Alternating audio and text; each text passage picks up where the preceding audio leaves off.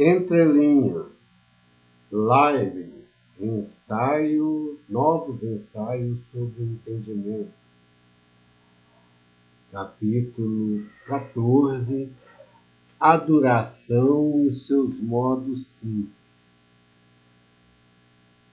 A extensão corresponde à duração.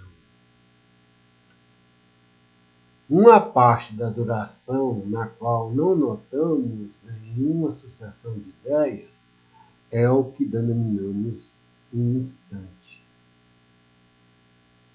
Essa definição do instante deve ser entendida, conforme acredito, quanto à noção vulgar, como a que o povo tem do ponto.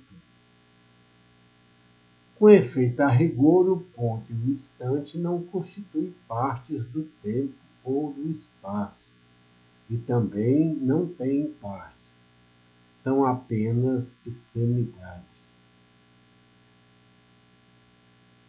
Não é um movimento, mas uma sequência constante de ideias que nos dá a ideia de duração. Uma sequência de percepções desperta em nós a ideia de duração, mas não a constitui. As nossas percepções nunca têm uma sequência constante e regular para corresponder à sequência do tempo, que é um contínuo uniforme simples, como uma linha reta. A mudança de percepções nos dá a ocasião de pensar no tempo. Nós o medimos por mudanças uniformes. Todavia, mesmo que não houvesse nada de uniforme na natureza, o tempo não deixaria de ser determinado.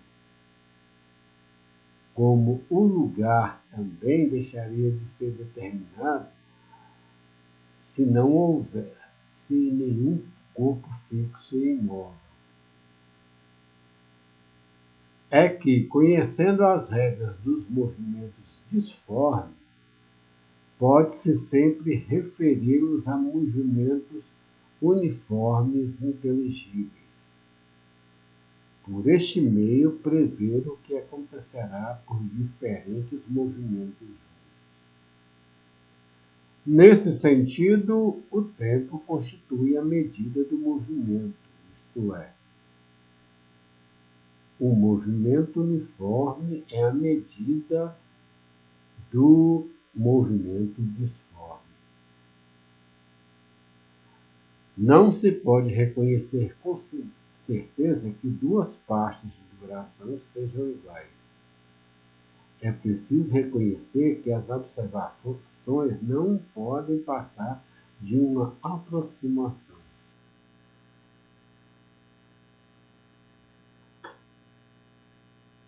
Descobriu-se, após uma pesquisa exata, que existe realmente desigualdade nas revoluções diurnas do Sol, e não sabemos se as revoluções anuais também são desiguais.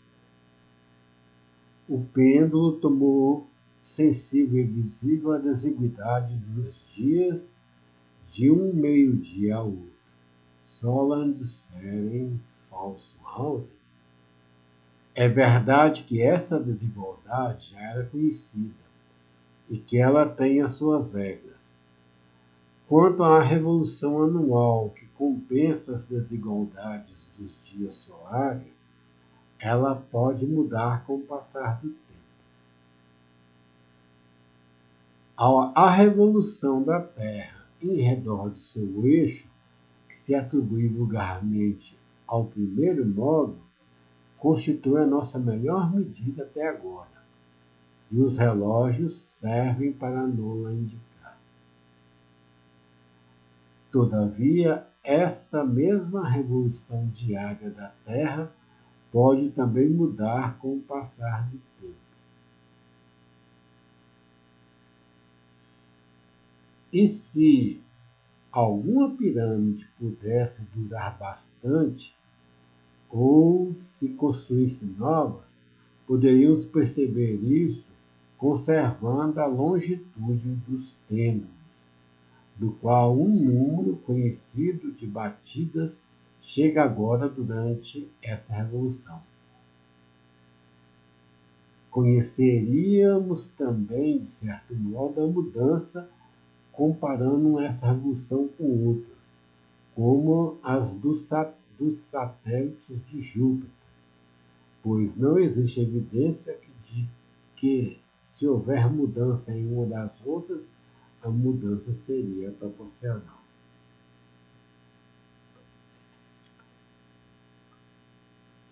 A nossa medida do tempo seria mais justa se pudéssemos conservar um dia passado para compará-lo com os dias futuros, como conservamos as medidas dos espaços. Em lugar disso, estamos reduzidos a observar os corpos que fazem os seus movimentos em um tempo mais ou menos igual. Tampouco poderíamos dizer que uma medida de espaço, como exemplo, uma vara de madeira ou de metal que guardamos, permaneça perfeitamente a mesma.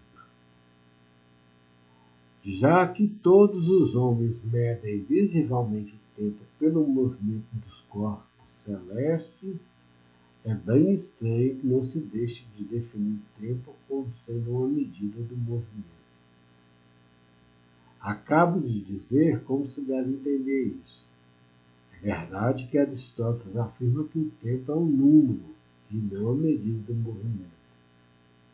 Com efeito, pode-se dizer que a duração se conhece pelo número dos movimentos periódicos iguais, dos quais um começa quando o outro termina, por exemplo, por tantas revoluções da Terra e dos astros. Todavia, antecipamos sobre essas revoluções e dizer que Abrão nasceu no ano 2712 do período juliano significa falar de maneira tão inteligível como se contássemos do começo do mundo, embora se suponha que o período juliano começou várias centenas de anos antes que houvesse os dias, noites ou anos designados por qualquer revolução do Sol. Este espaço vazio que vamos conceber no tempo marca como o de espaço, que o tempo e o espaço vale tanto para os seres possíveis como para os seres existentes. De resto, de todas as maneiras cronológicas, a de contar os anos desde o início do mundo é a menos conveniente, não fosse por outro motivo, pela grande diferença que existe entre 70 intérpretes e um texto hebraico, sem tocar em outras razões. Podemos conceber o início do movimento, embora não possamos compreender o começo da duração tomada em toda sua extensão.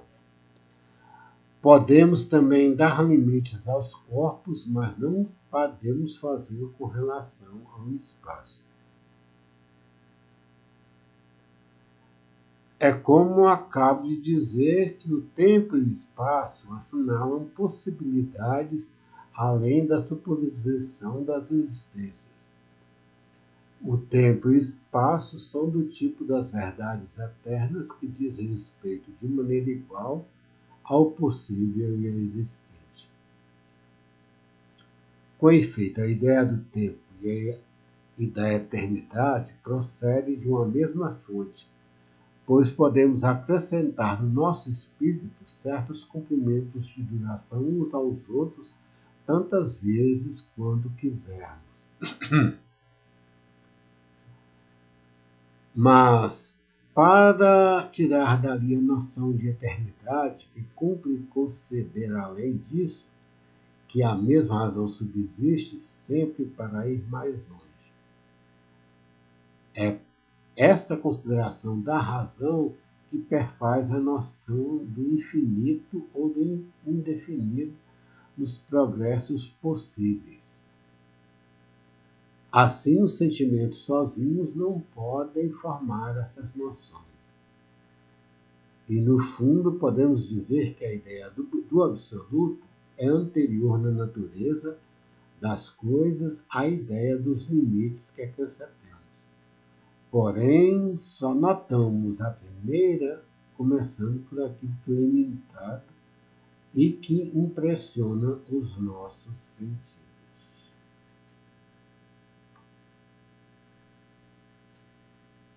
Capítulo 15. A duração e a expansão consideradas juntas. Admite-se mais facilmente uma duração infinita do tempo que uma expansão infinita do lugar, pelo fato de conservarmos uma noção infinita em Deus. E só atribuímos a extensão à matéria que é finita e dominamos os espaços além do universo imaginário. Todavia, Salomão parece ter outro ponto de vista ao dizer, falando de Deus: os céus e os céus dos céus não podem conter. Por minha parte, creio que alimenta um conceito demasiado alto do seu entendimento aquele que imagina poder estender os pensamentos para além do lugar onde Deus está. Se Deus tivesse extensão, teria partes. Ora, a duração dá partes apenas às suas operações. Todavia, com relação ao espaço, é necessário atribuir-lhe a imensidade e dar também às partes e ordem às operações imediatas de Deus. Ele é a fonte das possibilidades como das existências. Das primeiras, pela sua essência, das segundas, pela sua vontade. Assim sendo, o espaço, como o tempo, não tem a sua realidade senão dele. Ele pode preencher o vazio quando lhe aprover. É assim que ele se encontra em toda parte. Não sabemos que as relações do espírito têm como o espaço, nem como eles participam dele. Sabemos, porém, que participam da duração.